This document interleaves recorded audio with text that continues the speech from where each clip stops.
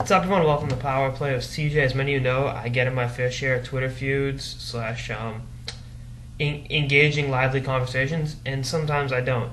As many of you know, the Melanie Collins feud has been resolved, thank God. I mean, I was losing sleep over it. I heard that's why Scotty Upshaw hasn't lived up to his major contract with the Panthers, because me and his girlfriend have been in a Twitter feud to, a B-list celebrity, myself, and a sports journalist and her.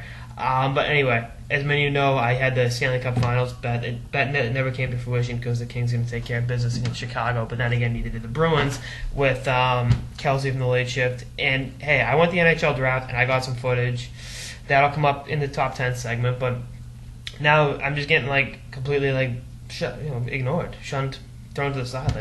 What's going on? And I think there should be some answers there. I mean, I got to be kept in the loop. I mean, to quote the great Ronnie Munn from the Howard Stern Show, I'm scores, man. I'm taking care of business. I can't take care of business if I got an unresolved feud. I mean, it's like The Godfather. You piss people off, and then they don't talk to you, and then it's like, what'd I do?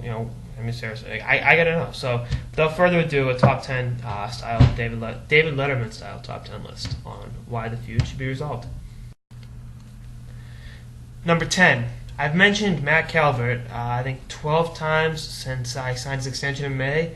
By comparison, I think I've mentioned his teammate, Vezina Trophy winner, Sergei Bobrovsky, 6 times. So, there's a little bit of bias. I'm not biased. I'm like Fox News. I'm unbiased news. Number 9. Kings open up on the road in Minnesota on October 3rd, 2 weeks from Thursday. And, Charlie Coyle's in the inner circle of the power play with CJ. It would be a shame if this happened.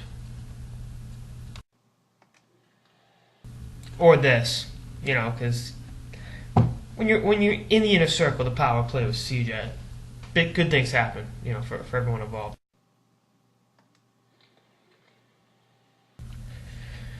Number 8, we all remember the now notorious power play with CJ walking at the NHL draft in New Jersey. That was actually a piece I was doing exclusively for the late shift, and I just didn't get any response on it after I set out to do it. And I'm not going to say it made you hurt my nature. I think that's a little bit of an exaggeration, but when you got to talk to drunken hockey fans from both sides of Pennsylvania, and you're in New Jersey and kind of the hood in New Jersey, it's intriguing. So roll the tape of what I'm talking about. Hi, I'm Nicole. I'm from Philadelphia, and I'm here to support the Flyers. We have the Great people, just very weird experience. Where were we? Number 7. The all-time shutout streak is held by an American from Mount St. Charles, Brian Boucher, who that's the only big thing he did in his NHL career.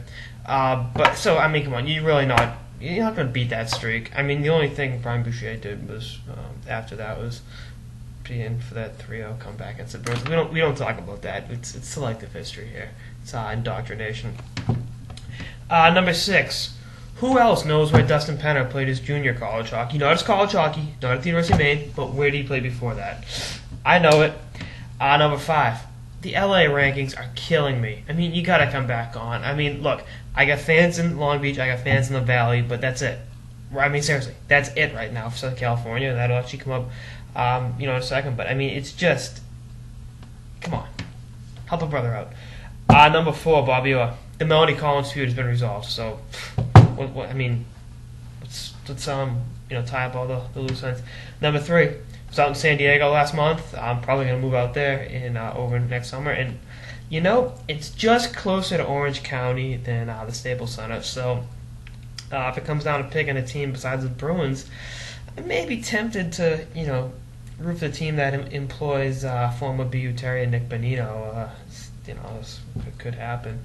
It's like one of those things, if you don't get your kids reading and writing and stuff, that they turn out to be stupid. So it's like, if you don't get back on the bandwagon, I might become an Anaheim Ducks fan. You never know. They may become my Southern California team.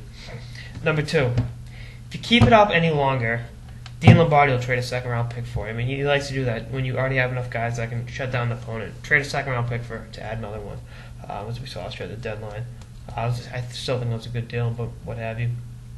And the number 1 reason, you're feuding with Logan Couture. I'm still feuding with Ryan Kessler. I mean, we got to stand united against centers that play north of Santa Barbara. I mean, come on. Pacific Coast centers that don't have any Stanley Cups. And I mean, like I said, I mean, I'm in a legitimate feud with Ryan Kessler. I mean, I've done a top 10 list of why we should talk again, and he's not biting it. So see what happens. But anyway, come on, why am I getting shafted? I mean, come on.